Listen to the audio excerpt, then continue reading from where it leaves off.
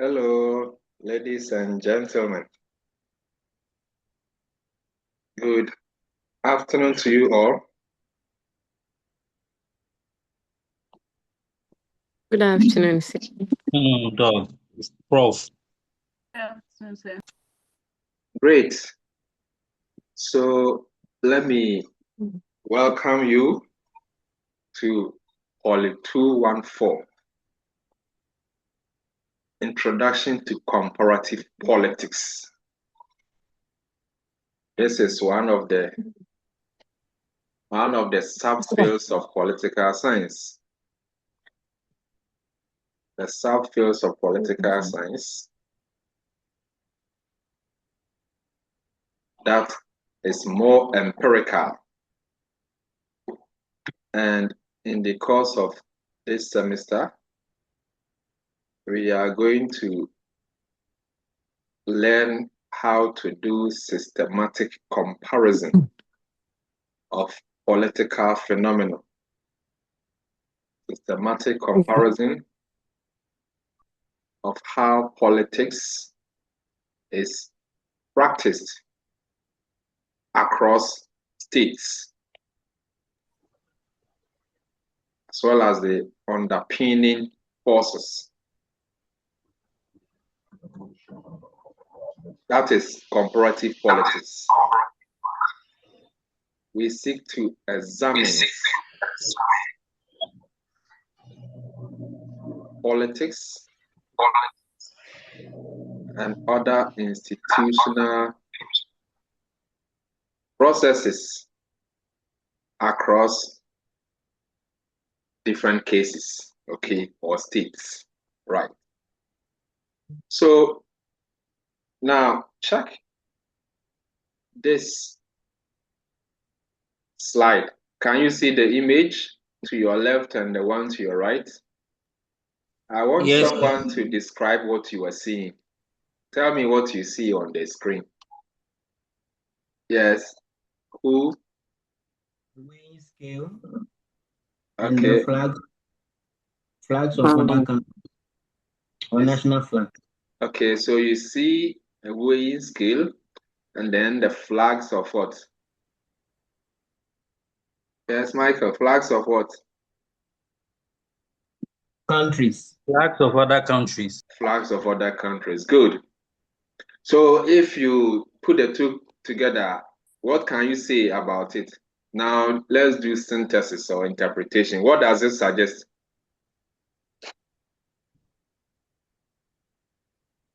The balance between countries, or relationship between countries. Okay, well, that's good. Any other view? The weight. The weight. Okay, the weight between countries. Okay. Mutual benefit. Mutual benefit.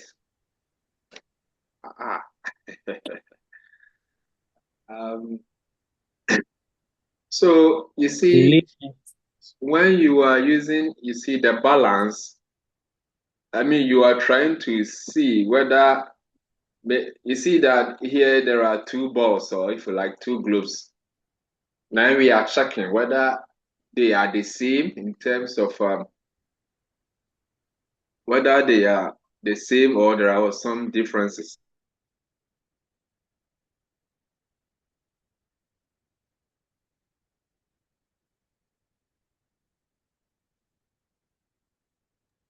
Whether there are similarities or differences. And that is what comparative politics seeks to address, where we systematically, okay, measure or compare, assess, we critically assess what states or cases or political phenomena to ascertain whether there are similarities or differences, as well as, you know, the forces bringing about these observations, whether similarities or, you know, differences. We try to systematically assess. Are we together? Hello. Good. Yes, Prof. Yes, sir. Yes, sir. So in this course, as I mentioned, where we critically assess, evaluate,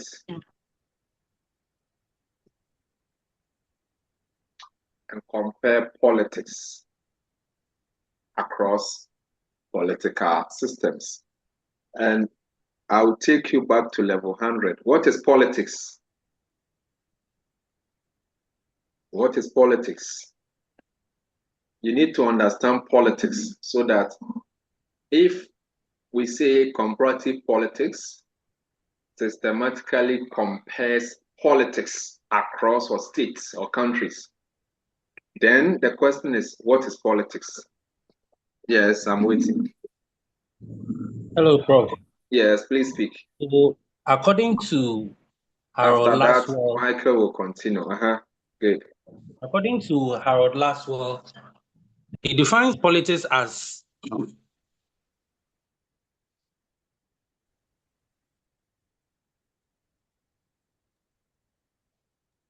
Yes, we can hear you. Hello. Okay, Michael, please speak. Yeah, Prof. Politics is the authoritative allocation of values as to who gets what, when, and how, according to David Easton. Hey, come again. I like the definition, but the attribution. Okay. Is Authoritative allocation of values as to who gets what, when, and how, by David Easton.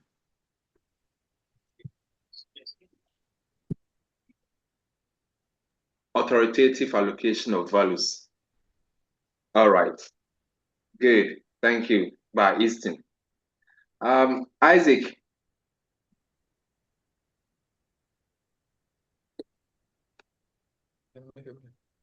Yes, Isaac. I've not raised my hand, so. Your hand is okay. Hello, So sir. we can put it now. hello, Prof. Hello. Sorry, I think my network. So, All right. please, can I talk now? Yes, please talk. Okay, so according to with the teams within the little hello, network, you be able to check. So that's 9%. Joseph Bini, please mute your mic. Okay, so Harold Laswell defines politics as who gets what, when, and how. That is emphasis on distribution of resources, opportunities, and then power. Thank you. All right. Thank you. Isaac, Ajamai. Yes, so I've now raised my hand. So I think politics simply puts the struggle of political power. Struggle for political power. So all these things that you've mentioned, now I am going to put them in the equation of comparative politics.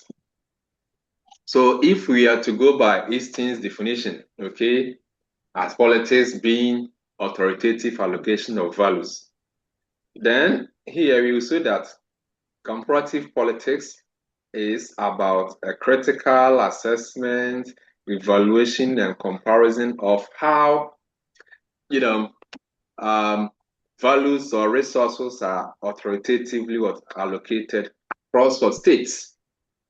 So if you go to country A, how do they share the state resources?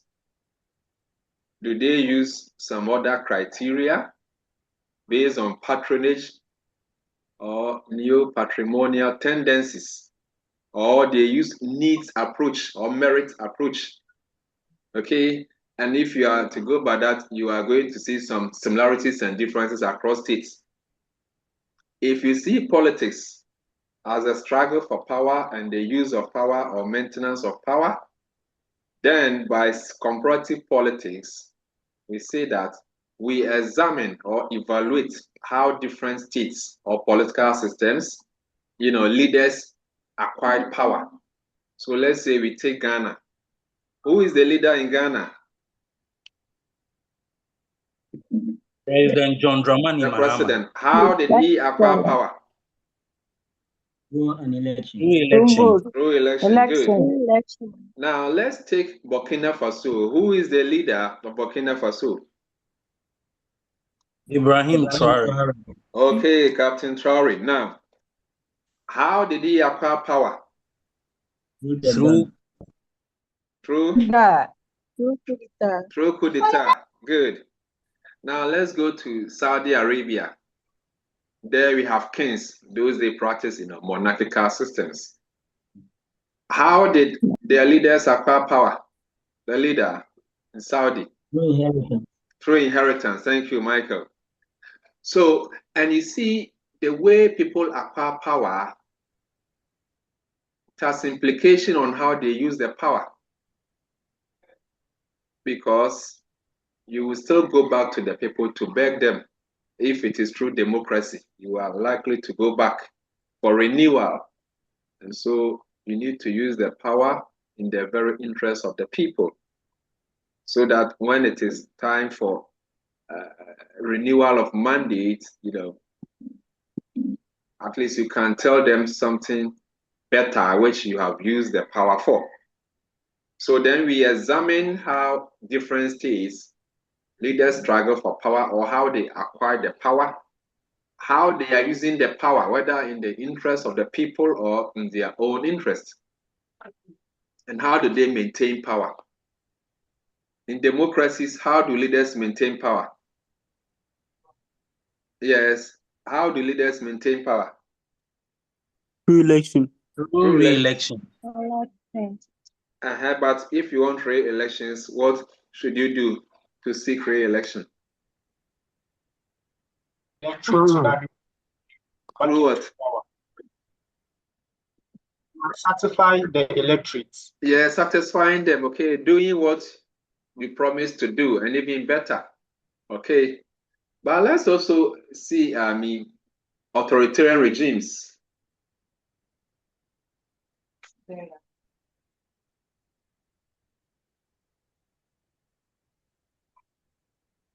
And see, now let's also look at authoritarian regimes. Look, how did they acquire power? Let's use military rule. If they acquire the power through military rule, how do they seek to maintain the power? Okay. And even among authoritarian regimes, okay, there are what? Differences and similarities. So with comparative politics, that is what we examine. We examine who gets what, when, and how across what? Jurisdictions. We examine the struggle for power and the use of power. We examine even how state institutions, okay, perform. How state institutions perform across what? Jurisdictions. And you see, there is an implication. The political process, the way leaders acquire power, the way they use the power, okay, has implication on the performance of even the public administration system, like the civil service.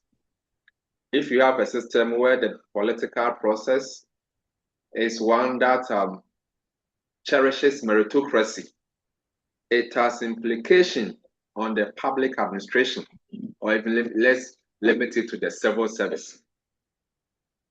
But if the political process is one that is full of patronage, new patrimonial tendencies, then clearly it is going to corrupt the whole public administration system.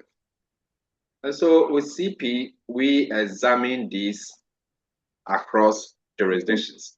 And I shared the video with you, my dear friends, okay, to go through. I believe you have read it. I mean, have you all watched the video that summarizes this topic? Have you? Have you? Now I'm giving you 5 minutes. 5 minutes. 5 minutes. Go through. Moses, share it again so that each and everyone goes through. I'll be back after 10 minutes, okay? This is hydration break. Are we together? Hello. Yes, I'll be with you, okay? All right. We love the hydration break. Fantastic. Go and then, yes, go and hydrate yourself. That's Good.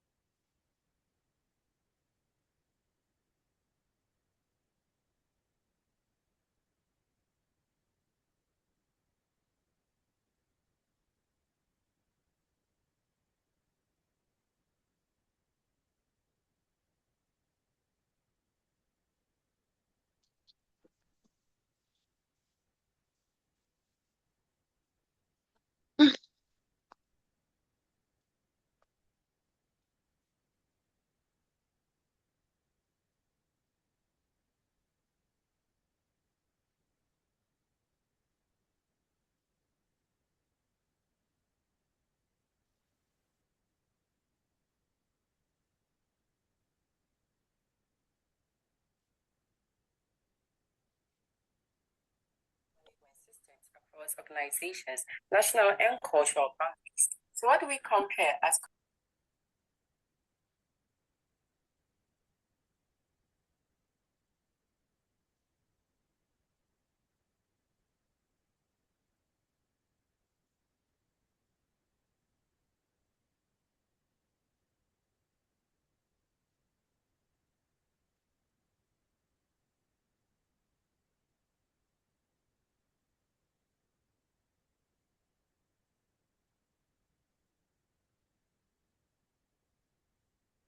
Now Coco Mucoin.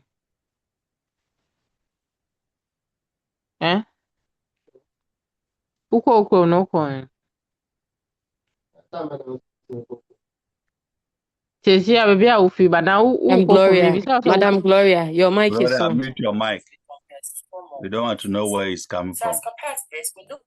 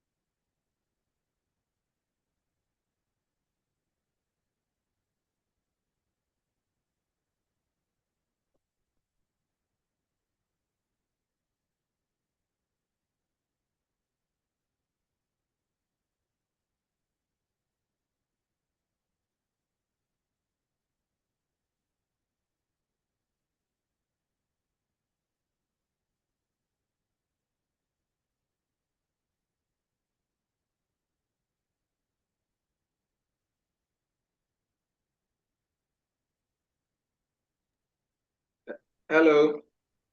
Now the break is over. Hello. Prof, I thought you said 10 minutes. I said 5. It's over. Okay. It's fine. It's fine. All the people have not returned to the field. Hey, players. All right.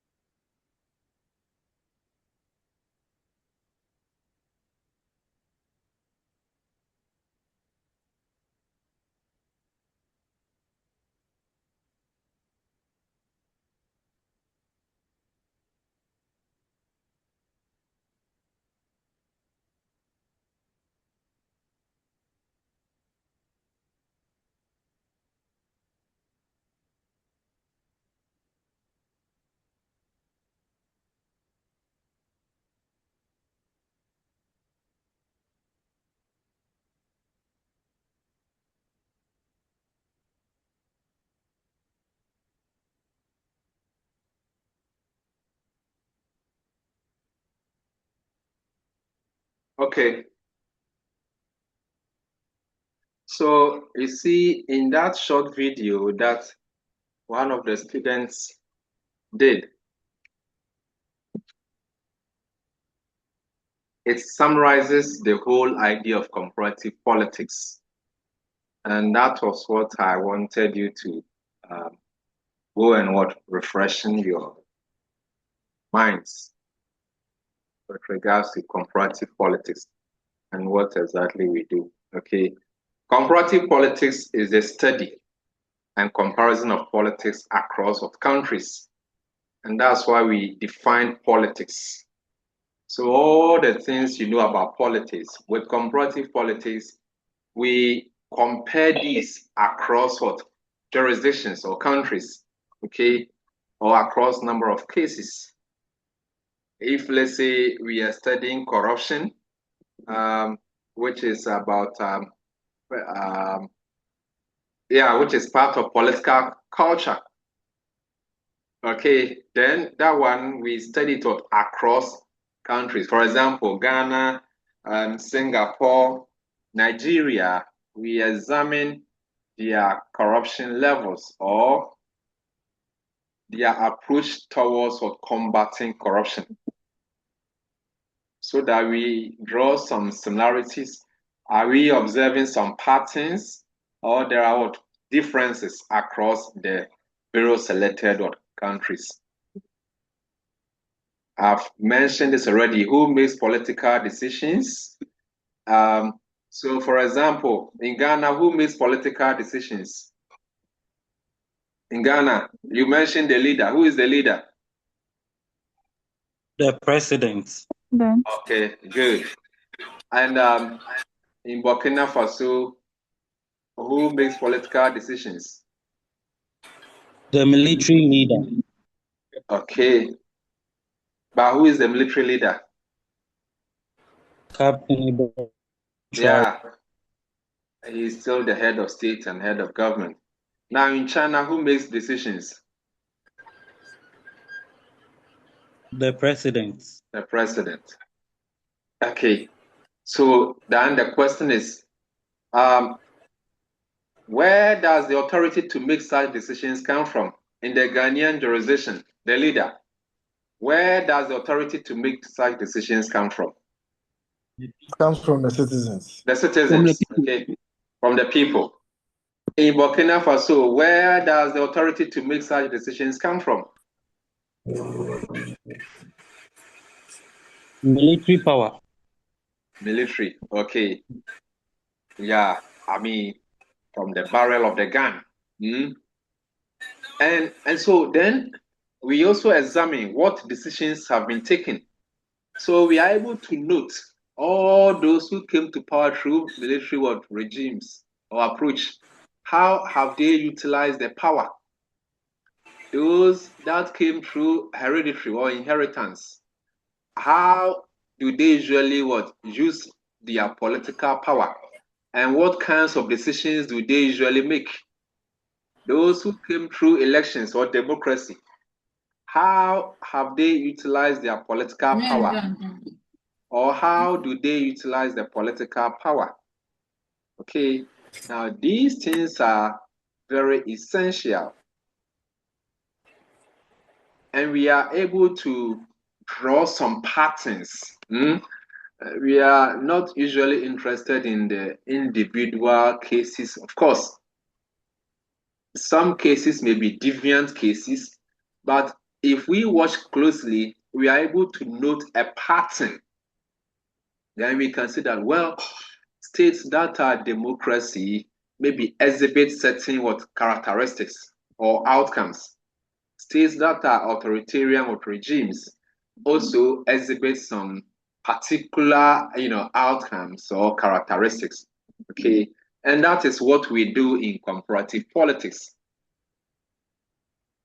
Now, when we study politics that way, when we study politics in a more comparative approach, rather than studying individual countries, if we study politics in a more, yes, please, Desia Daniel, right? Desia Daniel. Desia Daniel, please. Sir, please, good afternoon and thank you. Yes, good afternoon. I wanted to know, before we start this, I want to know the genuine difference between international politics and comparative politics. Good. Because so far, so good. Yeah. Good. That's a very good question. Yeah, continue. Yes, please. Because so far, so good. I haven't seen any difference between it, and I keep wondering why we are studying it. But you said so far, so good. We have just started. Okay. According to my personal studies. Okay, don't worry. Yeah. This particular lecture Yes, sir. will do that. And then you'll be very much okay. Okay. Okay, please. Thank you. So in this lecture, we will distinguish between comparative politics and international relations or international politics. We also distinguish between comparative politics and political theory. Okay. And so I like it how you have phrased it. At least that will whet our appetite. Okay. Thank you, Desia Daniel. Now, when we study politics in a more comparative manner, we are able to understand some nuances among states, some peculiarities among states. For example, why are some countries or democracies, whilst others are classified as authoritarian regimes? For example, why do we say some states are democracies? Why do we say some are authoritarian regimes? We are able to do this because we have examined different countries,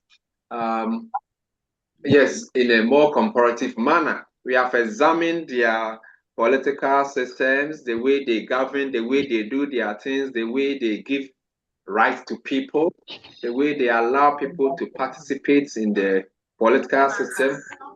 And we are able to classify them that, all these that exhibit these features are what? Democracies.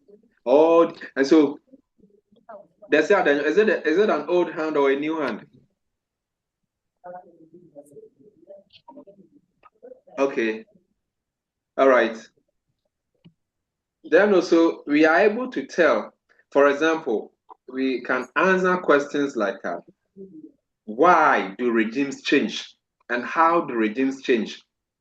We are able to answer these questions by examining different political systems and what exactly brought about the changes, why they changed over time. If you study only one case, you cannot draw any meaningful conclusion. But if you study it across jurisdictions, you can see the pattern. And then you can make a solid case or conclusion or prediction.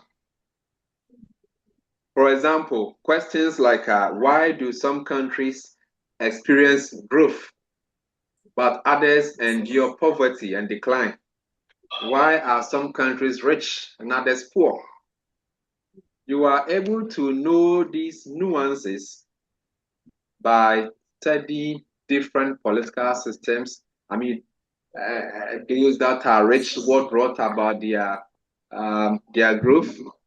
Those that are poor, what brought about their poverty? And then, all those kind of occurrences. A typical example is the case of Dr. Congo, DRC. Okay, DRC, recently they were also eliminated from the World Cup. Which country eliminated them? England. So now, when you take the case of DRC is one of the richest states in terms of natural resource endowment. No. Okay. In terms of natural resource endowment, I mean, nature has blessed them with lots of resources. Yet it is one of the poorest states in terms of development. Can you see the contrast? They are very rich in terms of how nature has blessed them with all resources you can think of. It's one of the richest. There is no natural resource that you mention that you cannot find in DRC. Yet the country is poor. I want you fresh milk one. Wheezy, please mute your microphone, okay? And Patrick, mute your microphone. Patrick Yeboah. Now, let's contrast the case of DRC with Botswana.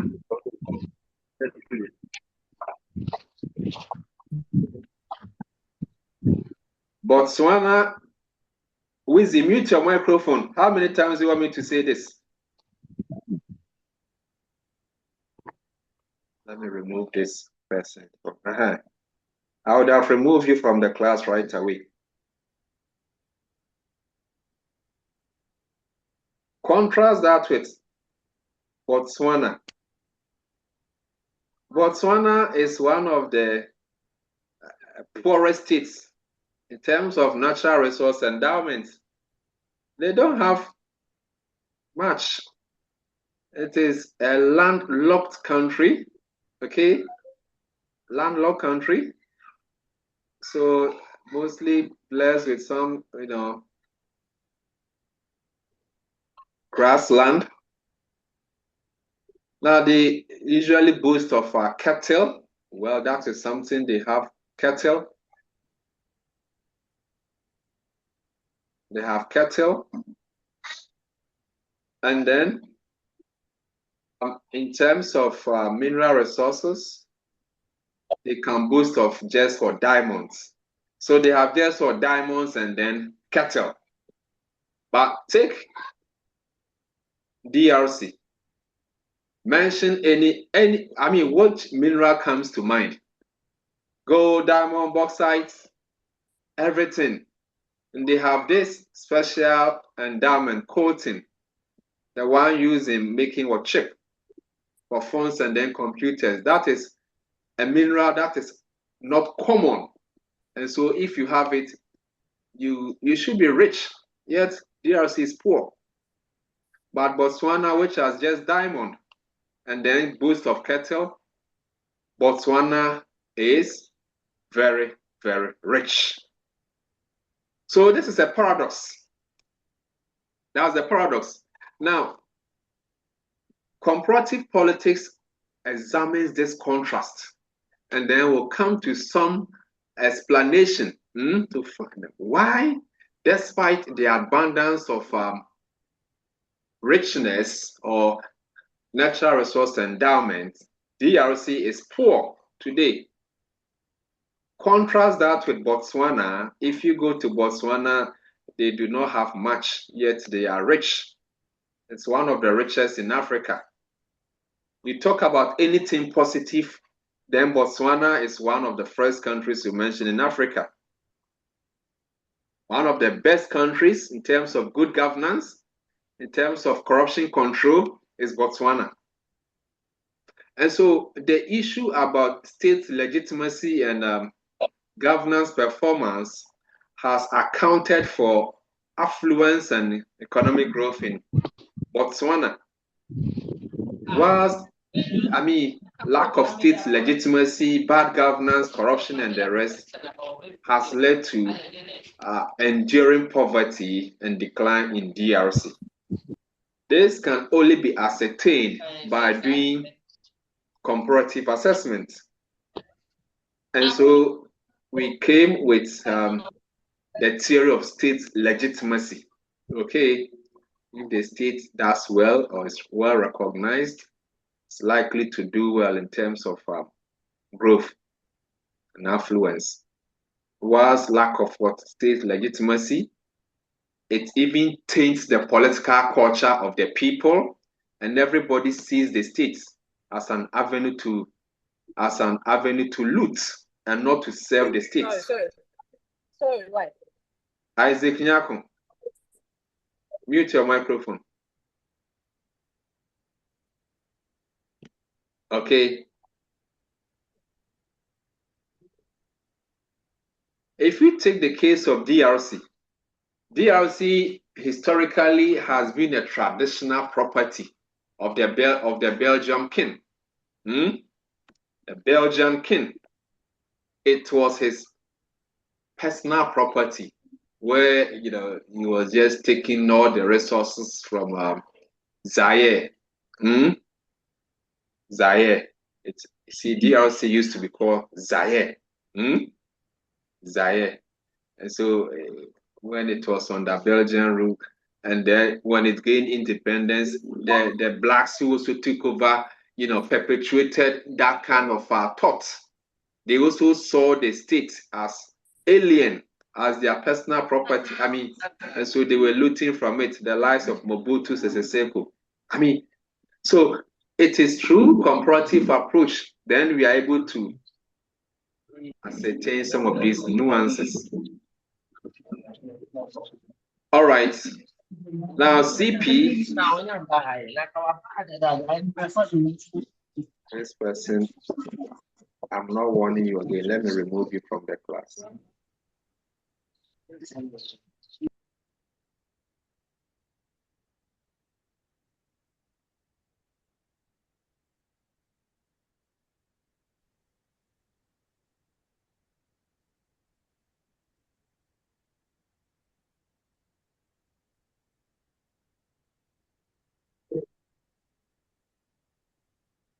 I have removed him from the class. Okay. Now, let's look at an authoritative definition of comparative politics.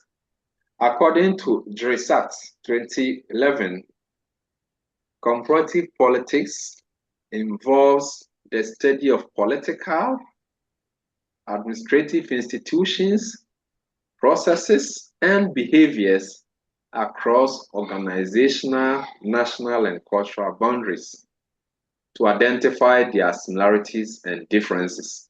That is what comparative politics is all about.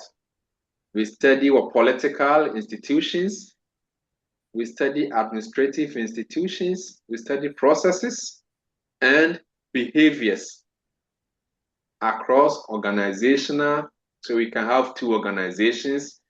We can do comparative assessment of what? Two different organizations. Across national, we can have two different or three different countries. We can do comparative assessment of these, and also across what? Cultural boundaries. The goal is to identify their similarities and then their differences. All right. Any questions so far? Now, in the video that I asked you to watch, you will see things about the task of the comparativist. Now, my dear friends, students of comparative politics are called comparativists. Students that study comparative politics are called comparativists. And so, in my capacity as a professor of political science, ladies and gentlemen, I confer on all of you here today the title comparativist. So you are all comparativists. Now, anytime you start to talk, mention your name first and add your title to it.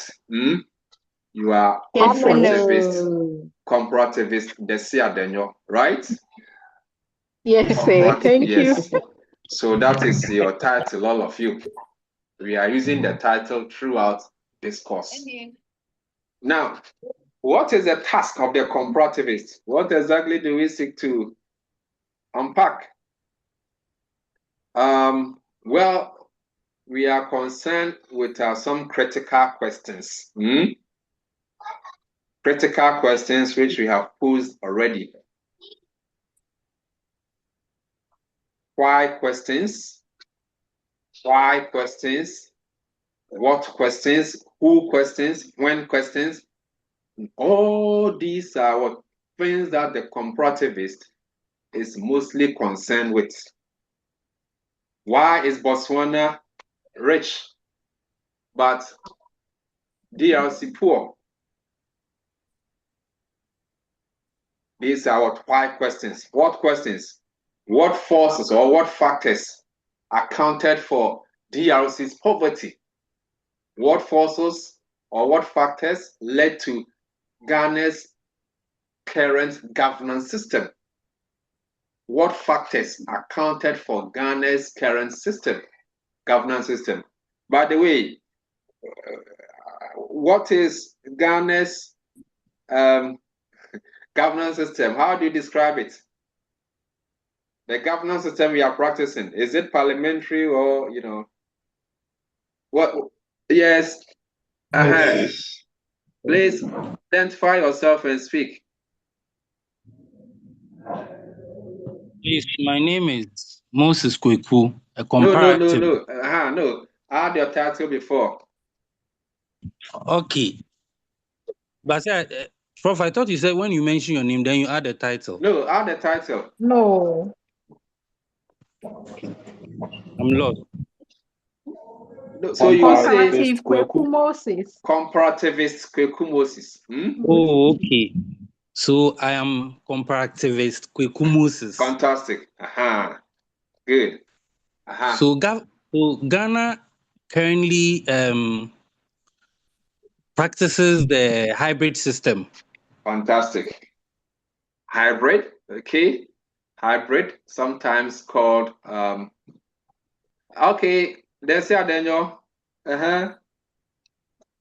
Identify yourself and then speak.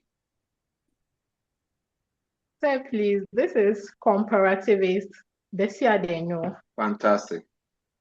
Yes, I wanted to also say that Ghana is practicing the hybrid system. Okay, hybrid system, right. And some scholars call it new presidential system, okay?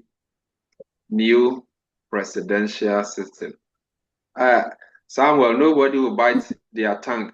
It's just comparativist. Comparativist, right? Nobody should bite their tongue.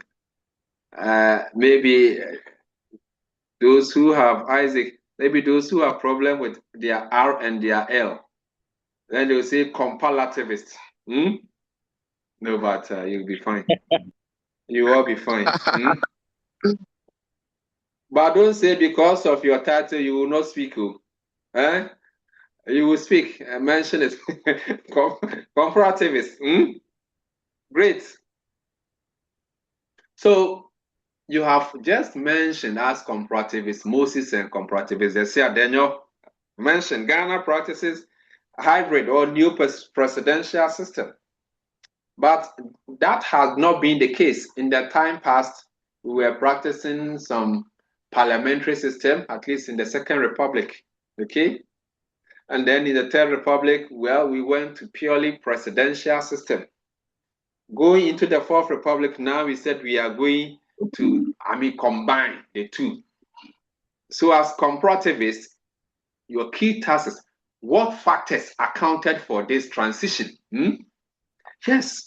So we are concerned with asking critical questions, and then we take out systematic approaches or empirical approaches to address such concerns. Are we together, my dear friends? Good. So, for example, why are some countries stable while others are volatile? Why? Why are some countries stable while others are volatile? In some states, 2 years, 3 years, 5 years, and then there's coup d'etat, or the people engage in revolution against the regime. and these are very volatile political systems. Some are so stable over time that no matter what, there will be nothing like coup d'etat or a revolution. Why? We are concerned with that. In one of the works in one of the studies that we will go through, which Aristotle did, he was the first to embark on systematic comparative assessment. Now, he was able to answer this why question. In his study, he observed why some political systems are stable and effective over time, whilst others are also volatile and very susceptible to overthrow or revolution.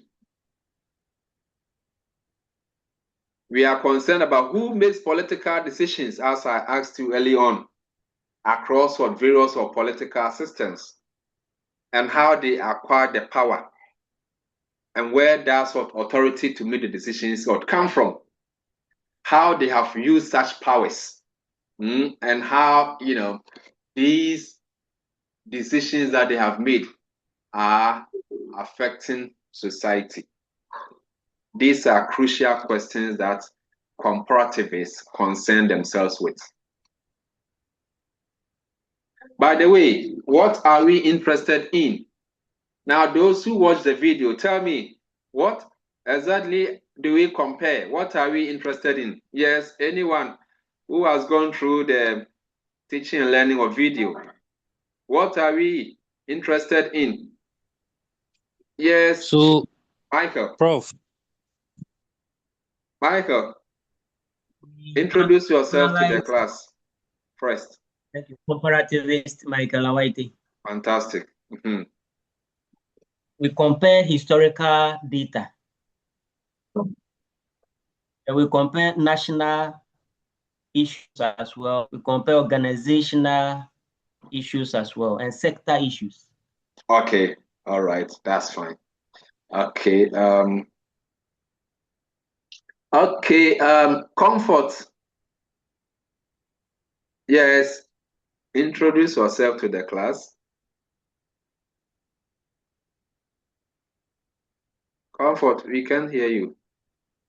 Unmute. Hello, sir. Yes, This is comparativist Boydie Comfort. Fantastic.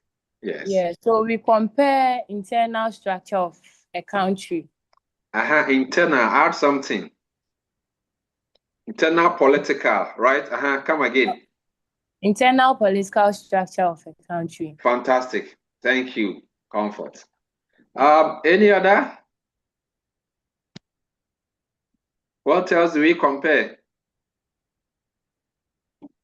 Okay, Isaac, introduce yourself to the class. Assiamah, yeah.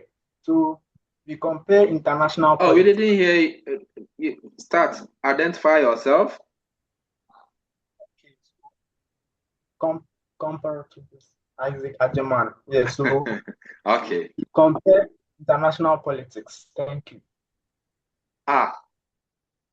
Comparativist Assiamah. We compare what? Nationwide political systems and how it's managed across their countries. Isaac, you have not gone through the video, right? Yes, sir. But I gave you hydration break. I couldn't find the video on the WhatsApp pages. When I was asking, I heard it has been shared already. No, I asked Moses to share it again. Moses, it is usually very effective once you share it in real time. Okay? Because then people will have to scroll over. No, so once I say share it, you need to share it in real time. Prof. Yes. So I shared it and I've pinned them on the pages. I think comparativist Isaac should go back to the group and search for the video. No, it's not about searching. I even shared it. I even just reshared it, even someone asked. And okay, even that's fine. even the good side of it is that because it is on YouTube, yes, when you watch it once, you can always visit it. So I beg you, comparativist Isaac, do the right thing. Okay, thank you. comparativist Moses. Yes, that's it, Daniel. Yes, you've raised your hand. What are we interested in? Sir, please, we are also interested in the development and underdevelopment of other countries. What causes them, or the factors that contribute to those stuffs? Okay, well, that is fine. So, Prof. Yes. So this is comparativist Moses. So it also seeks to compare individual and collective actors like voters and political parties. Thank you. These are the ones I want to. Isaac. Sir, thank you. Isaac. It also entails the study of institutions and behaviors across organizations. Fantastic. All right. So you see. And the processes. And the process is good. Yes, I like these comparativists. Comparativist Dion. Comparativist Dion Maxwell. Good. And the processes. So you see, yes, we are interested in 3 important elements. And any other thing that you say can be what? Classified under one of the 3 things. Okay. So like comparativists, they said, and you mentioned, we are interested in development, and those things can be subsumed under one of the 3 main things that we are interested in. Okay. So we are interested in the internal political structures. I mean, political institutions such as parliament, the executive, the electoral system. So we may want to examine the parliament of Ghana, the parliament of Nigeria, and that of let's say the US. We want to examine these sort of institutions to know their similarities, their differences, and how these observations even affect the performance. For example, let's take Ghana's parliament. How many chambers do we have? How many chambers do we have in Ghana's parliament? 1 chamber. Yes. We have 1 chamber. It is a unicameral legislature, right? Now, if you go to Nigeria, how many chambers do they have? Bicameral. Bicameral. Okay. If you go to UK, what's the nature of their parliament? Bicameral. Bicameral. So how many chambers? The Commons and the 3 Lords. chambers. And 2 chambers.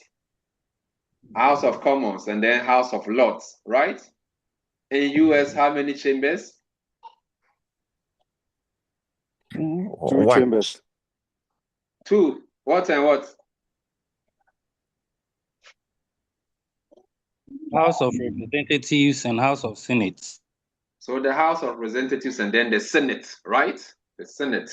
So, and you see, each of these have implications. Those that have 2 chambers, decisions have to be ratified by both houses.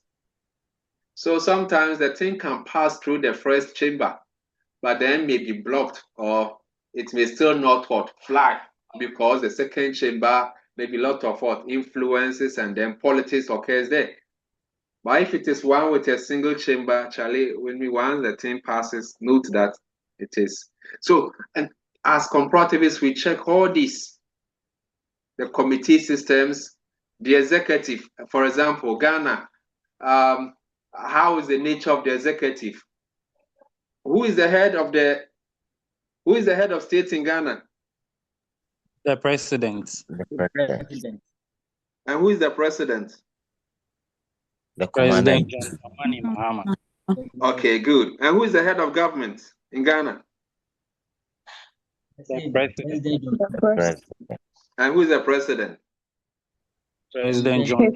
Excellency John Dramani Mahama. So you see, when I mention head of state, you mention the same person. When I mention head of government, you mention the same person. Now let's go to UK. Who is the head of state? King Charles. King Charles, the monarchy, the monarch. And who's the head of government? Kestema. And who is he or she? Prime Minister. The Prime Minister. So you see that in that country, the executive is headed by two separate individuals. But in Ghana, the executive is headed by one person who in some occasions will act as the head of state, but in some occasions he's acting as head of government. And you see, these have what implications. Okay, so those that are headed by two separate people, we say that is a parliamentary system. The one headed by only one person, typically it is presidential system. But you know that Ghana combines or has some elements of parliamentary system. And so we say it is hybrid system, or even though it's presidential, but it's a new form of president. We call it neo-presidentialism. It's not a pure presidential system. So we examine this across all jurisdictions. The electoral system. In some countries, it is just what first past the post, which is a simple majority. In some jurisdictions, it is proportional representation. And this has implication on whether even there will be coalition governments or what have you. So my dear friends, as comparativists, we examine this across jurisdictions. Okay, jurisdictions. International relations wouldn't be engaged in this. Now, the other thing that we compare is individual and collective actors, voters, behavior of voters. Why do voters vote in a particular way? Political parties. In jurisdictions, let's say China, how do political parties operate? What kind of activities are they engaged in? How do they organize themselves? In countries like Ghana, how do political parties behave? How are they organized? What is their relationship between the states? And all these social movements, interest groups. So these are individual and collective actors. We are interested in how they operate. In some countries, interest groups are allowed to operate freely. They can even criticize the president. Nobody will do anything to them. And so then they can be very effective in their activities and operations. Whilst in some jurisdictions, the system will not allow people, interest groups to seek to influence policies. They may be harassed, which may be cripple their operations. And so we examine individual and collective actors across political systems or across countries. We are also interested in processes. Which processes have led to development or underdevelopment, like the DRC? How have they utilized power? How are policies made in countries? When policies are being made, do they allow people to make inputs? Are different groups allowed to submit memorandum to be considered by parliament or by cabinet? Or in some jurisdictions, is it that only the leader makes all decisions? The people are not allowed in the input processes of the political system. How is political communication done across countries? The communication process and political culture. All these are important in comparative politics because they have implications on the outcome of society, whether the state becomes developed or underdeveloped. Now, these three important things that we compare, there is one scholar called Peters. Peters has disaggregated these three major elements into what we call the 5 I's. The 5 I's. Sometimes called also the 6 I's. The 6 I's. Because there's a 6th one which combines all the other. Each of them begins with the letter I. Okay, so we call it the 5 I's or the 6 I's. Now, this is the work of Peters, who has discussed 5 alternative perspectives that comparativists focus the analysis on. So in our analysis, we focus on institutions. We examine institutions. And it's almost the same as this one, internal political structures, institutions. We also examine interest. Interest, sometimes for you to understand why certain things are happening, you can properly describe or understand that occurrence by critically assessing the interests of different groups. What interests do different groups have in their matter? For example, why is the war in Boko protracted, also so protracted? Let's see, the war in jurisdiction A has been resolved, or B has been resolved, but then the war in jurisdiction C has become so protracted that we cannot end it. If you want to understand the phenomenon, maybe check if there are certain what interests. Are there people who are benefiting from that war or phenomenon? And for that matter, they think that once it is brought to an end, then their influence or the kind of benefit they are also getting ceases. So, well, let me take you to conflict studies. In conflict studies, we have people we call aggravators or spoilers. Now, spoilers or aggravators, they benefit from the conflict. And at all times, when the warring factions want to broker peace, then you see these aggravators or the spoilers engage in some activities that will trigger or re-trigger the situation. So check. Interest. Look at the Russian-Ukraine war. And then if the whole of EU and other European states were supporting Ukraine. Why are they supporting Ukraine? Or why is Ukraine so emboldened to face Russia, even though it is, if you like, smaller states? Why are they so emboldened? Then you cannot rule out things about interest. Do other states have interest in the war? Do they have interest? Now, examine the recent conflict. And then Israel, US against what? Iran. Are there some interest?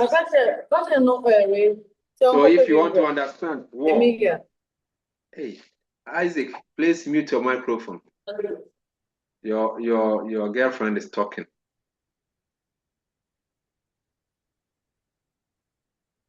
So maybe I will start answering comparativist Desia Daniel's question. Now, if you check Israel, okay, Israel, US, now they were fighting Iran. So international relations, then we are looking at the interactions between states.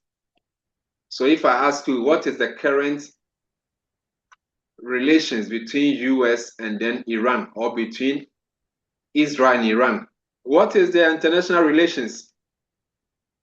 Yes, Let's see. What is the relations between these two set of states? Yes. Same. Okay. Yes, Isaac. Sir, please. It's a soft one. It's a soft one. Yes, please. That's it, Daniel. Do you agree? Yes, sir. Why do you say so? I don't even understand the question. Prof, I didn't even get the question. Oh. Yeah. I'm asking that if you check the international relations between Israel and Iran today, how will you describe it? How will you describe it? Yes.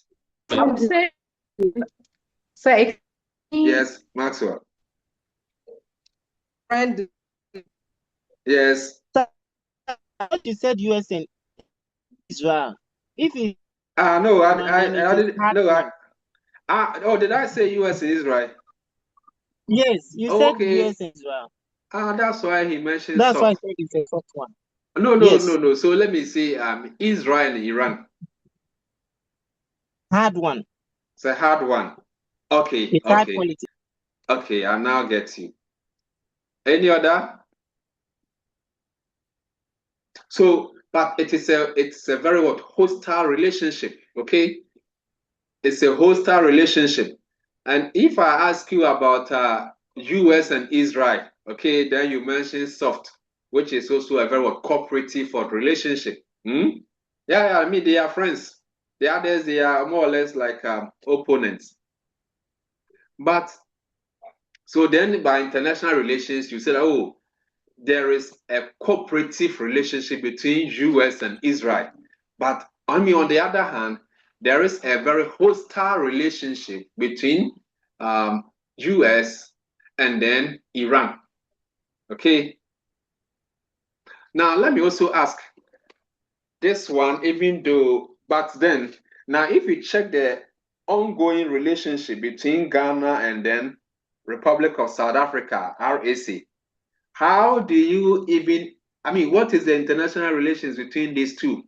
If you observe what is going on, how best can you describe? It's becoming unfriendly. It's becoming somewhat unfriendly and one.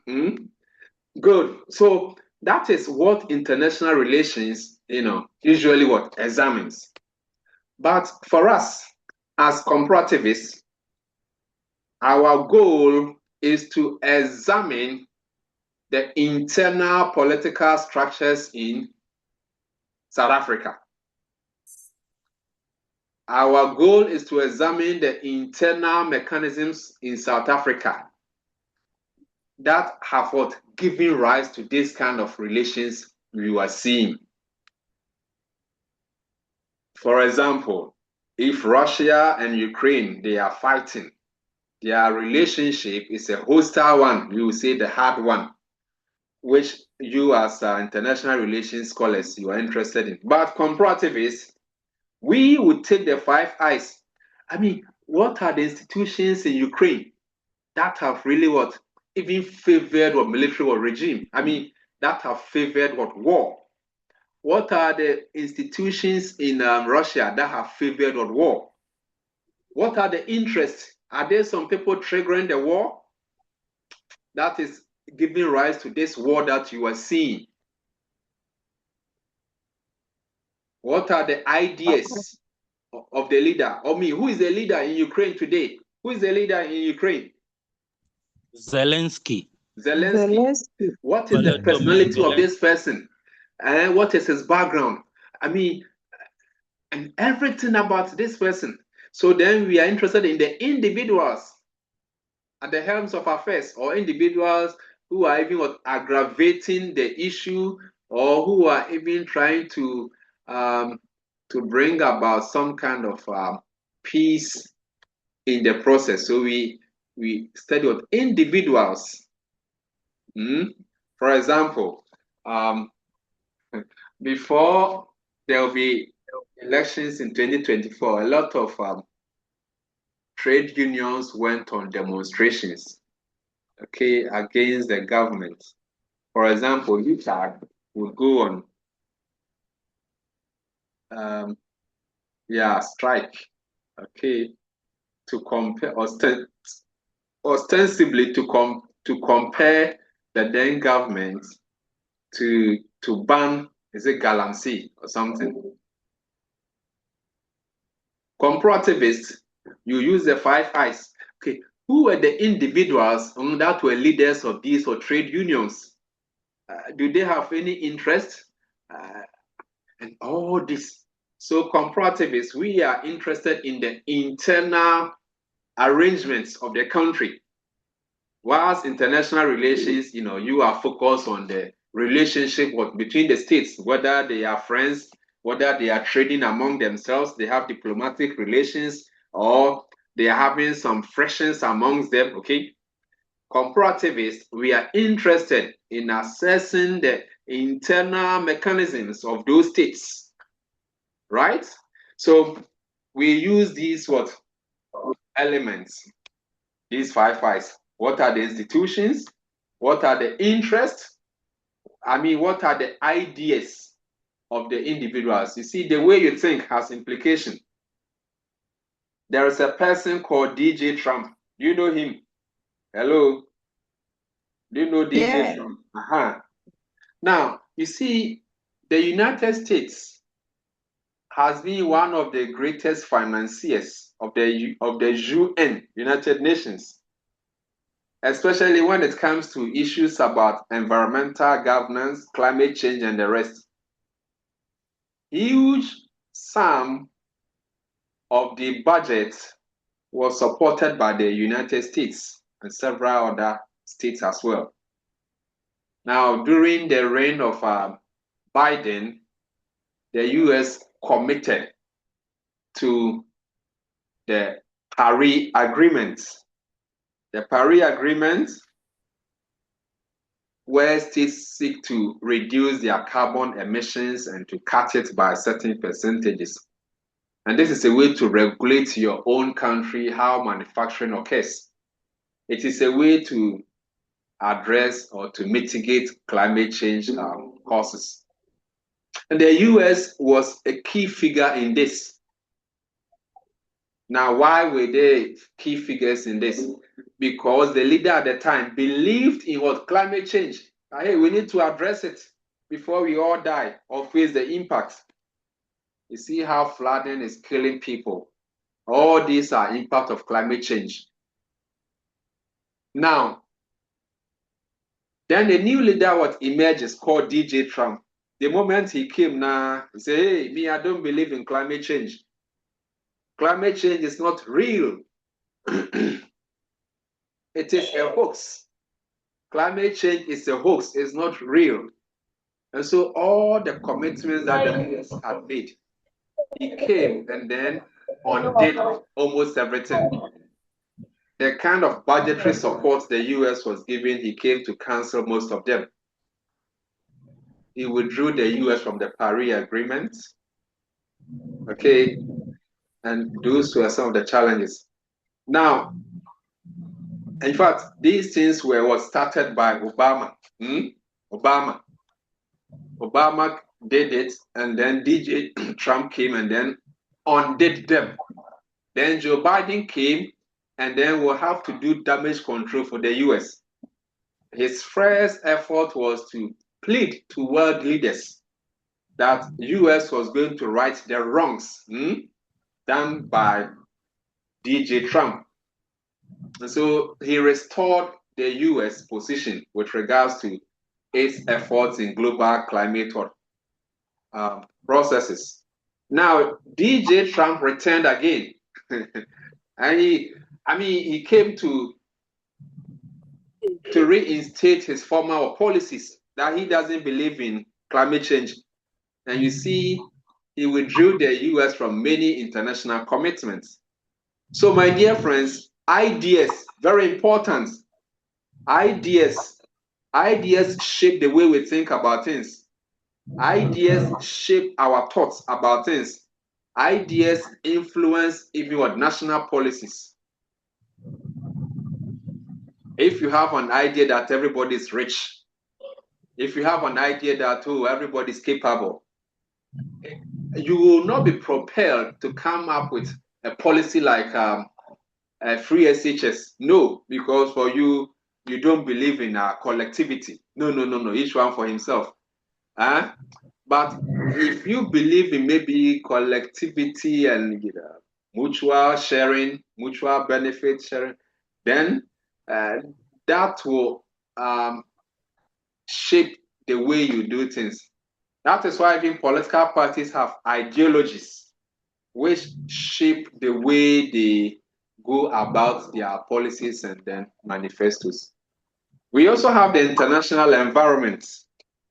If you want to understand the phenomenon, the international environment is key. You want to understand even why Ghana attained independence. When did we attain independence? Which year was that? 1957. 1957. Okay. 6th of March, 1957, say. So this is an observation. But for you to really understand it, you ask yourself, what was the international environment at the time? What was the international environment? So for you to even understand what is pertaining in a country or even policies that are taken, things don't just occur. There are some underpinning forces.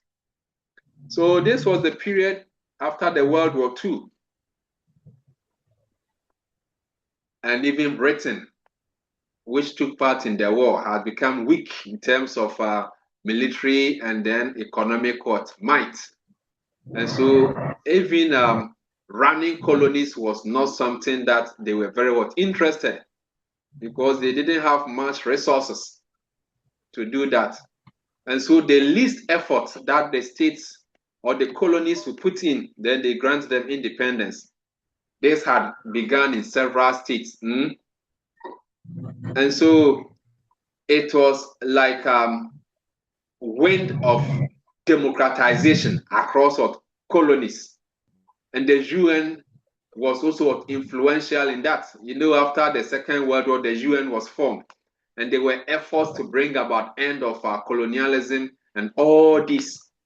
And for that matter, if you want to understand why many states even had independence, when Ghana was the first sub-Saharan, you see a lot of them had years in the 1960s. So clearly, it was an international movement or agenda. The least effort, then you are given your independence. When did we return to the Fourth Republic, my dear friends? When? Ghana, Fourth Republic. 1960. 3rd July 1960. I mean, Fourth Republic. Okay. 7th January 1993. 93. 1993, or even if you say 1992, okay, going by the 1992 Constitution, okay, right. But now that period, so Ghana had, Ghana was ushered into the Fourth Republic by the 1992 Constitution, okay. But well, you also check the international environment. This was the time that that was a third wave of democratization. Many states, because then the Cold War had ended and there was only one superpower in the world. Which was the superpower at the time? America. United States of America. The US, America. Yeah, America. So once the Cold War ended, there was only one superpower.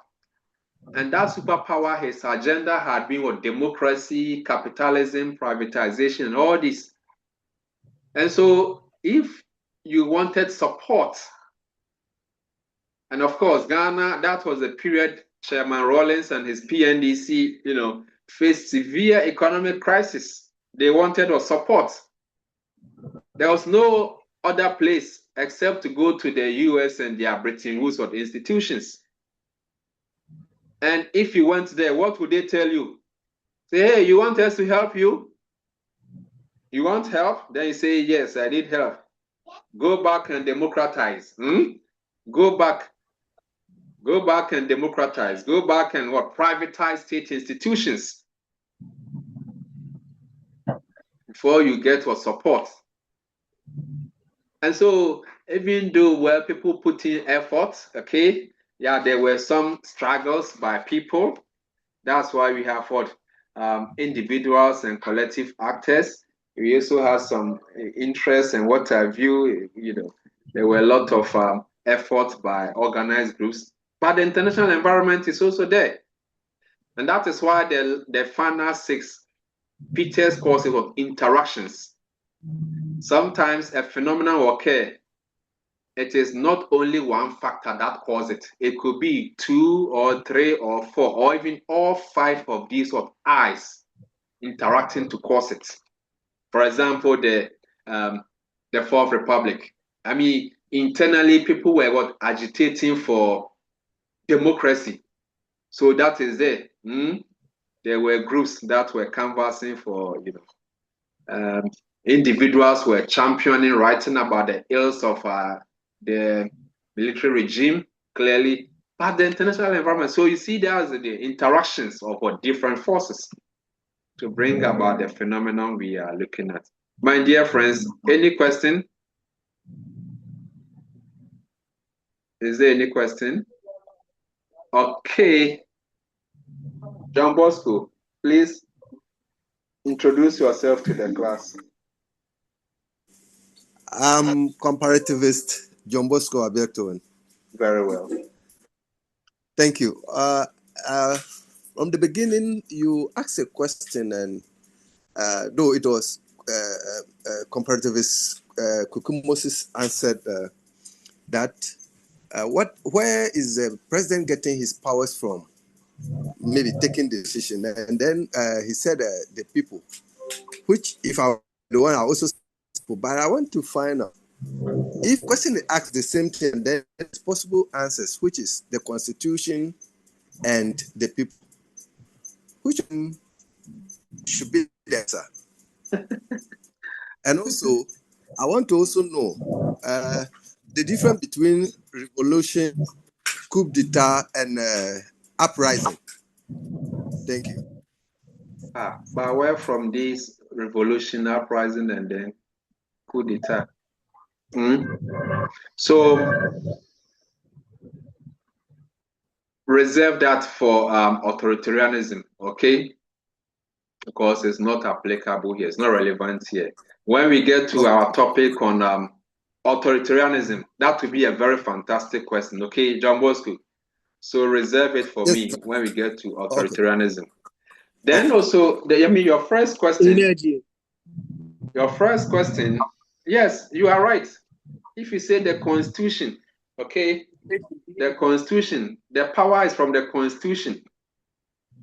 But the Constitution says that the sovereignty of Ghana relies in the people, right? From whom government, emanates. You understand that? So it's from the Constitution, but the Constitution gives the power to the people. The sovereignty of Ghana resides in the people. Okay. And the people select amongst them one person to lead them, right? You understand that? So, I mean, both answers are correct, but I don't think if it is multiple choice, any examiner should bring, these two.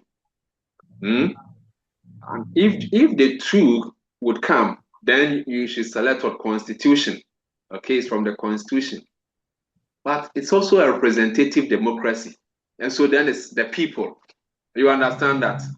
So each answer is right. Okay. But the Constitution is the Grundnorm. In constitutional law, we call it the Grundnorm. That is where everything emanates. But it has placed it in the hands of the people. If you read Article 1, then you will see the sovereignty relies in the hands of the people. And then Good. My constitution is not closer here. I would have read it exactly, and then at least it answers you right. But here we are. So as comparativists, we are interested in these 5 I's, and then interaction of these. Okay. Right. Are you there? But you see your question, please don't forget it too. They are important, very important questions. But let's reserve it to authoritarianism. Okay, sir. Yes, fantastic. Sir. Yeah, thank you. Now, comparativist Desia Daniel, are you there? Hey, comparativist Desia Daniel.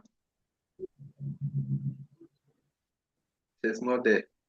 Okay, I believe you go and inform her. You see, Karamani, which is one of the main textbooks we are using for this course. Sir, please, I'm here. Okay, you are. Okay, fantastic. Now, this is where we address your friend, okay, fully. Okay, even though I have mentioned it in passing the previous slides. But Karamani 2014, which is one of the main textbooks used for this course, discusses some 3 main subfields of political science: comparative politics, political theory, and international relations. But comparativist Desia Daniel says that, well, it seems there is a thin line, or even it appears the same, comparative politics and international relations. So here we will try to dichotomize the two, okay? How do we distinguish comparative politics from international relations? That's why I mentioned that it's a very important question you asked. How do we also distinguish comparative politics from political theory? Okay, now I'll address it here for you. When we talk of political theory, you remember that in level 100, you read that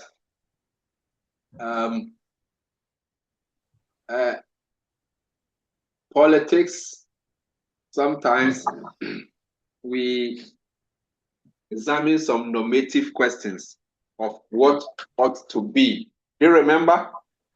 Of what ought to be. So philosophers like Plato, Aristotle, and Rousseau, John Locke, John Stuart Mills, all these philosophers, they usually will share their views, their opinions on what matters.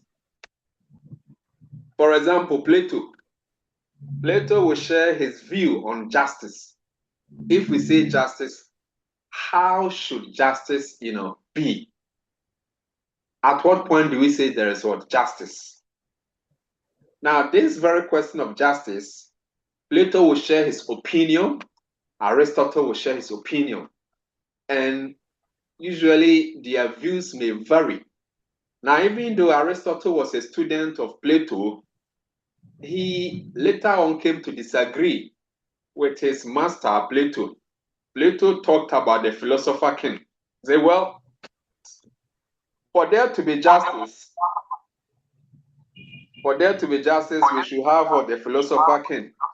His role is just to rule.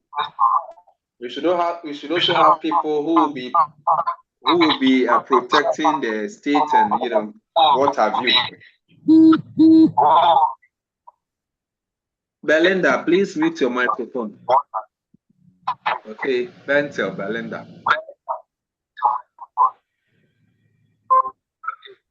Belinda is not with us. I will just remove her from the class.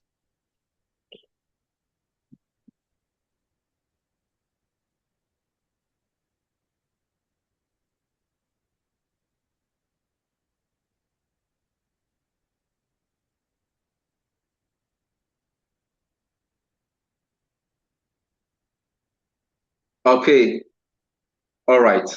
So when we talk of political theory, it is concerned with what? Normative and critical questions about issues such as equality, democracy, justice. And these political theory, which when you go to level 300, you will go into details. So first semester, you look at ancient and medieval political thoughts. How people like maybe Plato, Aristotle, their opinions or their views on certain political issues, such as what is justice, what is democracy, what is equality, and they are sharing what they think about it, their views, their opinions, and the way they see these things may emanate from their homes. I mean, maybe how they were raised, the things they believe in, whether even they believe in God or not, whether they are people who are naturally having good personality or they are people who are naturally callous. For example, if you take a philosopher like Machiavelli is a bad person, and so his philosophy will be a bad one.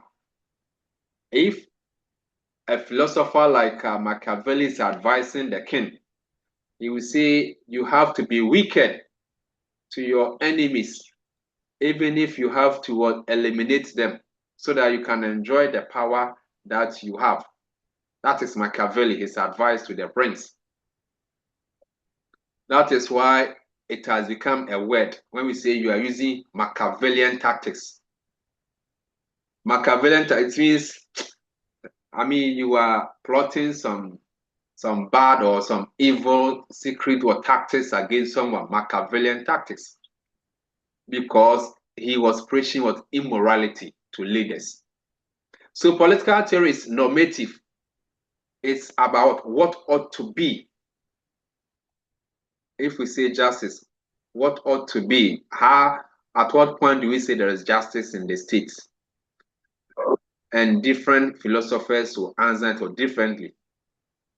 But comparative politics is not about what ought to be. Okay, it's not about what you think. It's not about the way you are seeing the thing. It's not about saying what in my view or in my opinion. No. So in this course, my dear friends, it is not about our emotions, whether you love your country or you don't love it, whether whether you are from the country or not. Now, the way that things are, that is how we see it. CP deals with what? Empirical questions. We deal with what is.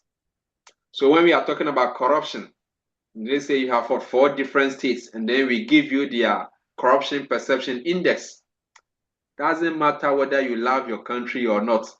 If it has the lowest score, you say it as it is. It is the most corrupt state amongst the cases you are analyzing. If we are comparing democracies, then I give you the democracy index of different states, and then, well, your country happens to be the poorest. You say it as it is. CP deals with empirical questions, things that can be verified. They are what? Verifiable things. Things that can be observed, okay, and then witnessed. CP is empirical and value neutral. It is not born out of the values, opinions, views. No. So you take your sentiments and your values out and then report as it is. Are we there? Hello. Hi, so, my dear friends, political theory is more normative. It is full of what? People's values, people's sentiments, opinions, their past experiences, their personalities, their backgrounds. They used to make some philosophical thought about things. And you learn about these political theories in level 300, first and second semester. But comparative politics deals with what? Empirical questions. We collect data and analyze and see it as it is. Now, let's go to comparative politics and international relations. Now, international relations is concerned with interactions between our political systems, whether or not country A is in good terms with country B, whether or not they are trading amongst themselves, okay? They have diplomatic relations, or at a point in time, their relations has become, soiled, that they are maybe trading insults, or they are at war against each other. Whether there's hard relations, soft relations, if you like, cooperative relations or friendly relations, contrast that with hostile relations. That is what international relations is all about. But with comparative politics, our focus is on interactions within the political system. And you see, the interactions within the political systems can give rise to their international relations that you are seeing. For example, if you go to South Africa today, you see that individual and collective actors, the people are always on the streets. The people are putting pressure on their government. Maybe the leader at the time, or the individual also believes in the people, or he wants to secure election, or even if you check their internal political structures like their parliament, now the parliament, the government of the day does not have an absolute majority. They even form a coalition government, so they know that the government is weak. The government in South Africa is very weak. And so the least mistake you do, the people will vote you out. And so even if the people are on the streets, well, even if you don't support them, you have to support them. You cannot crack the whip because you are even a weaker government. You don't have absolute control. Clearly, you know that the ANC has become unpopular and they have to side with the people. That is why even if the people are fooling, the government cannot crack the whip. So if you are international relations scholar, well, you will get to know that, South Africa is not cool with Ghana, is not cool with Nigeria, of course. But as comparativists, our focus will be more on using the 5 I's, or if you like, the 3 key things that we focus on to examine the internal political systems in South Africa that has given rise to today's soiled relations with other African states. Are we together? Hello? Yes, sir. Hi, we are with you, Prof. So that is the relations between international relations and then comparative politics. We examine those forces that are within, because the forces within will have an implication on even whatever decision the government will take, which can affect their international relations. You can even, let me take Ghana and Burkina Faso. You see, before then, Ghana was not in very good terms with Burkina Faso. During President Akufo-Addo's era, you could even recall that at a UN meeting, or in the meeting with the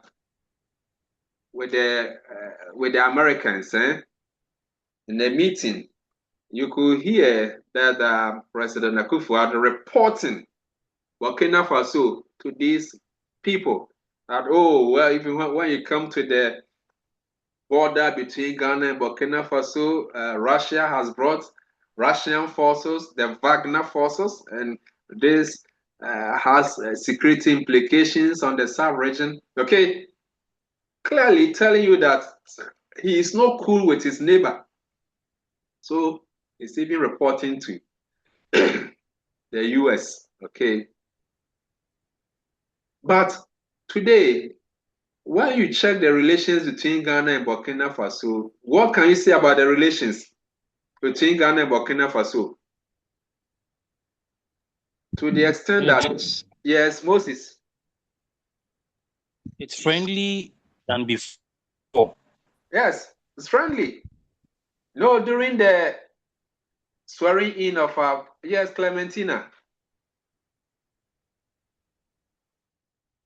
Clementina.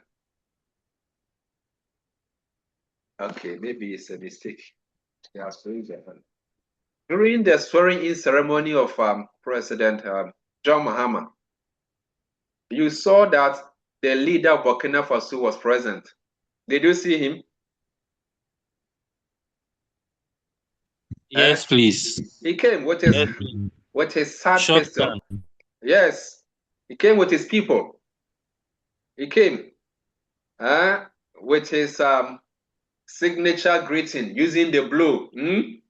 Blowing what? Oh, the gentleman. When he got to the vice president, what did he do? He removed his cap. Yes, and then he removed his cap, and then also, as a demonstration of love, for, and see, that tells you.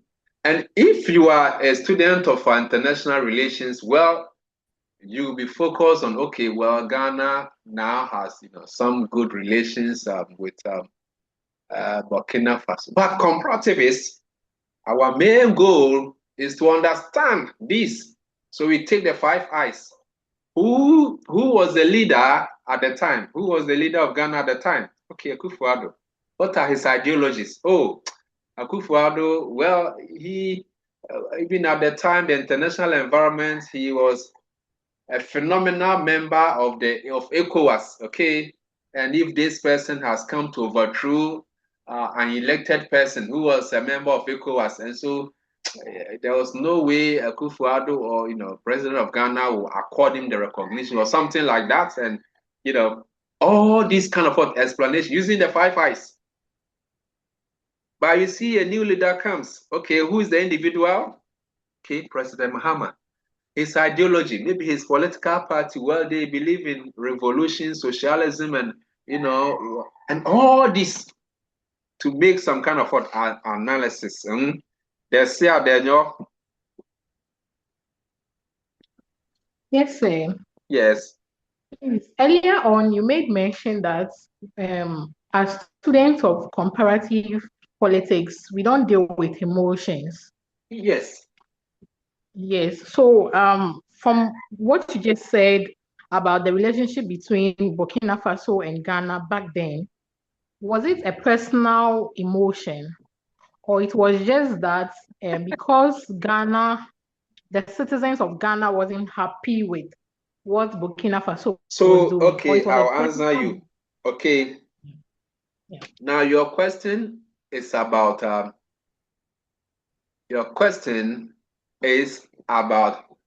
the decision taken by the leader, leadership. Yes. That one can be full of emotions. There are many things that determine what leaders will do. That one, emotions, their past relationships, their interests, and all this can have. That one, comparative politics doesn't come in. But I mean that we as comparativists, when we are analyzing the issue, we don't use emotions. So then we can examine what was the relation between Ghana and Burkina Faso, maybe from 2017 to 2024. That one, you say it as it is. No emotions. You may not even cover it with any cloth. Okay? That is where you say it as it is. But the actions of leaders, a lot of things. Sometimes because their political parties use the same symbol, so maybe they are also fine, or they belong to the same association and what have you. For example, Ghana, when Kufuor was in power, very good relations with Nigeria. That a lot of our Pajeros and the rest, we got some things from Nigeria, even oil, sometimes you get it on credit, but that was not so before then.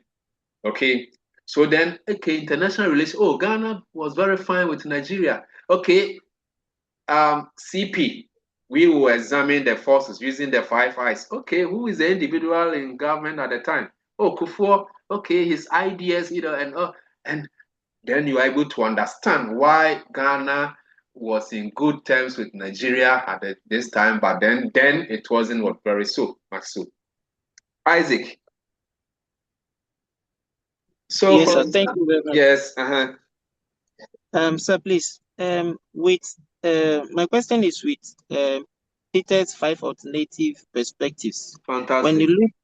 When you look at the last 2, that is the 5 or 6, that is the international environment and interactions, which is within the context of comparative politics.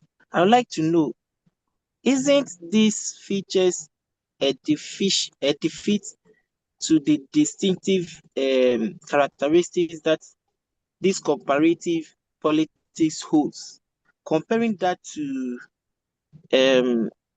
international relations? Because here the 5 and 6 states it has something to do with international environment and then interactions. So I would like to know, is that not a defeat of its distinctive feature? No, it is not. Sometimes for you to really understand the phenomenon. So let's go to Morocco, or let's even talk about Tunisia. Tunisia experienced revolution, okay, the Arab Spring. So you've noticed that there was what Arab Spring in Tunisia. But as comparativists, for you to really explain why there was Arab Spring, you can take the 5 eyes. Okay, what were individual and collective factors where people were massing up against their regime? But what was the international environment at the time? There were a lot of uprisings at the time. And so many states, the people, the Arab world, people were rising against their regime. And so they were also following the bandwagon, the bandwagon at the time. And so it doesn't defeat it. It helps us to understand some peculiar observations or phenomenon. Things don't occur in isolation. Things don't.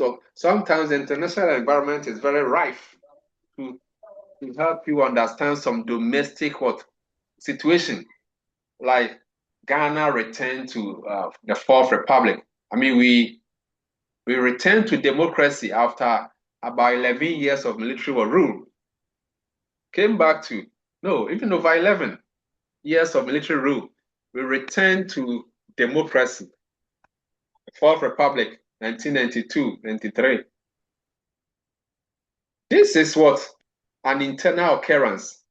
But for you to really understand it, the international environment will help you. Oh, this was the era of our third wave of democratization. Oh, this was the era where the Cold War had ended. And so it doesn't defeat it. Michael.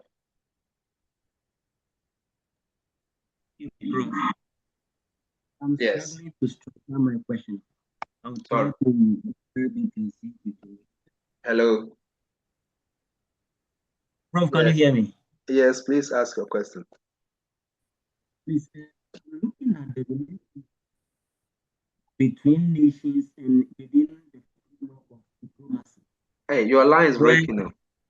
Please start again. Is it better now? Yes, it's better.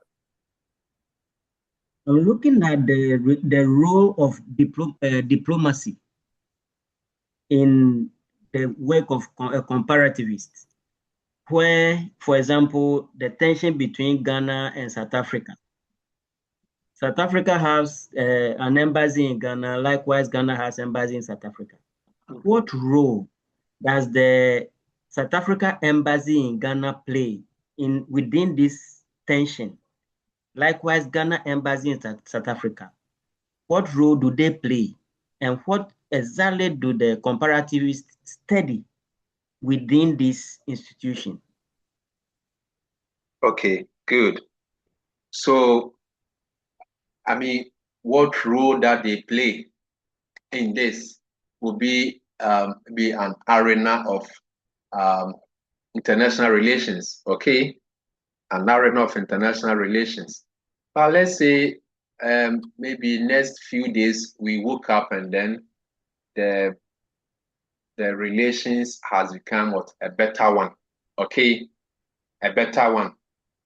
The international relations scholars they say, oh, Ghana has had a very maybe friendly or softer relations with South Africa. As comparativists,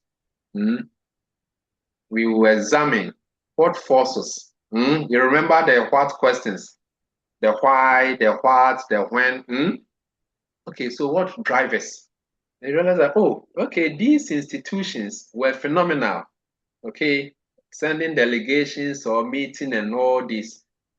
Then maybe they were crucial in bringing about all this. Or maybe institutions like the AU, ECOWAS, were they even influential in all this? Then we examine it as it is. Okay, so we can examine this whether they played some kind of moderating role. Some of these entities can play moderating, and they will put some kind of let's say there's fire and then you put water on it, then you are softening the issue.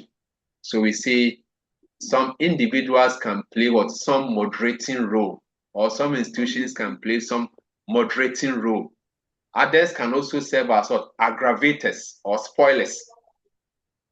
Were there some spoilers or were there some moderators, okay, in bringing about resolution to this issue?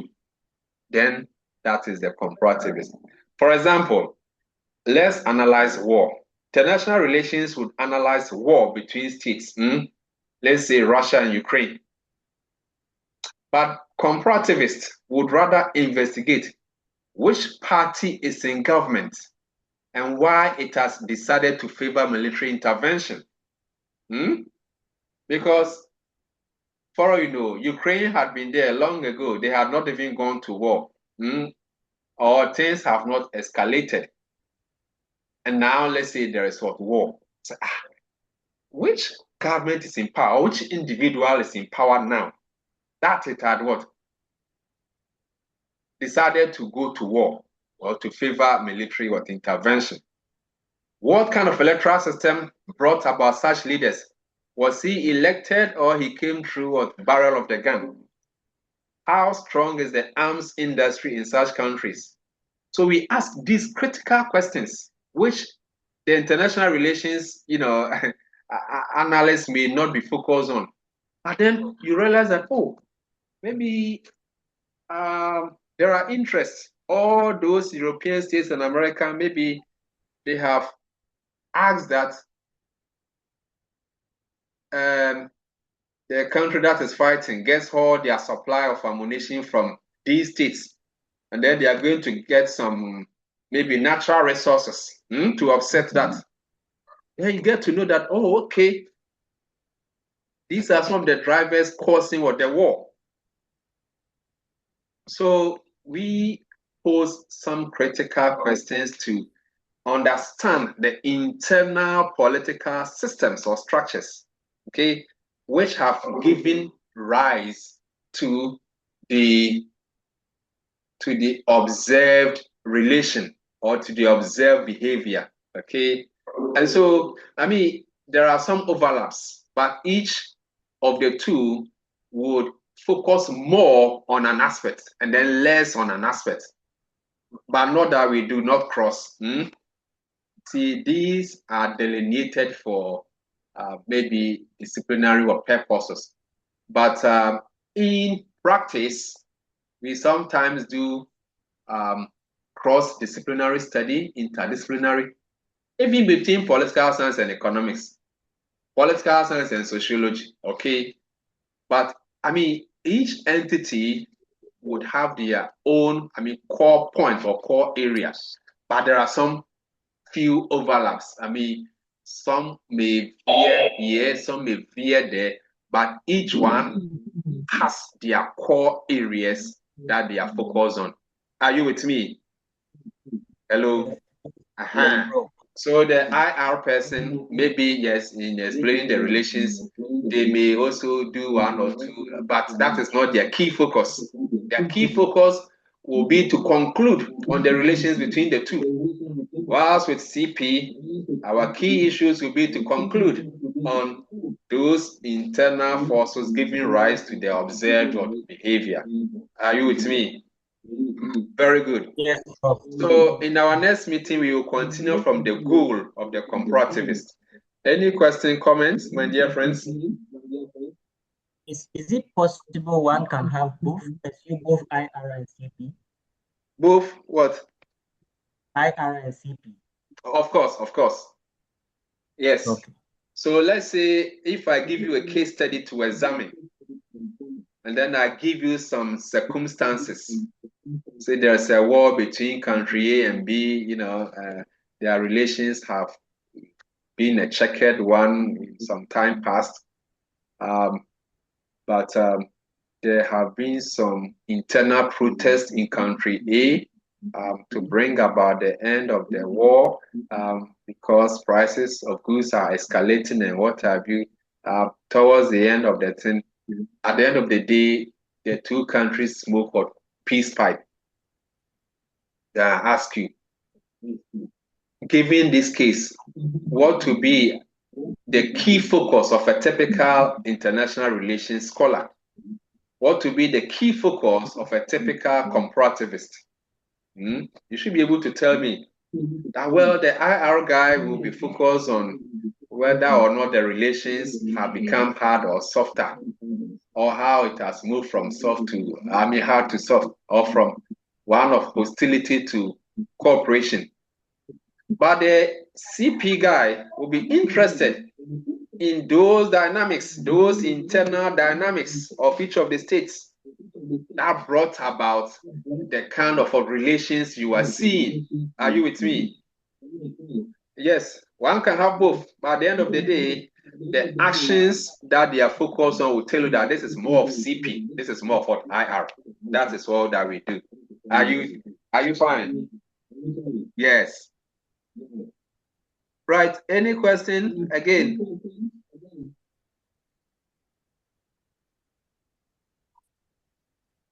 Any question again? Hello? Prof. Do you have any question for me? This is comparative quick. Comparativist Kweku Moses. Yes.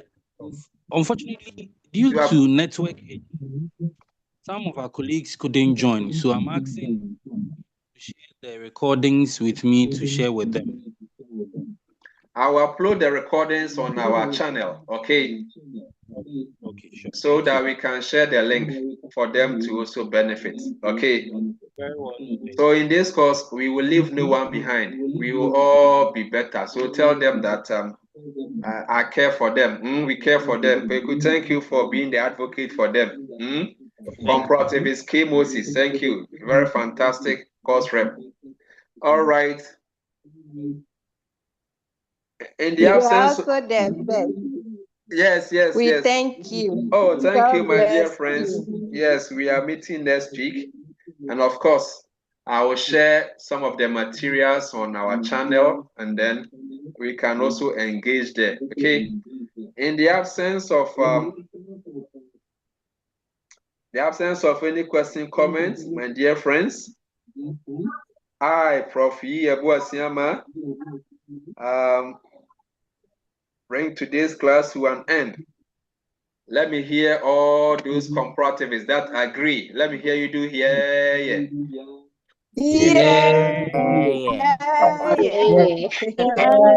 Okay, let me say it again. All those who agree, let me hear you do aye.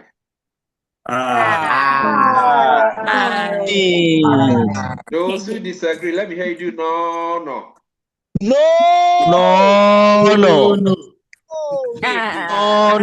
Okay, so the ayes have won, my dear friends.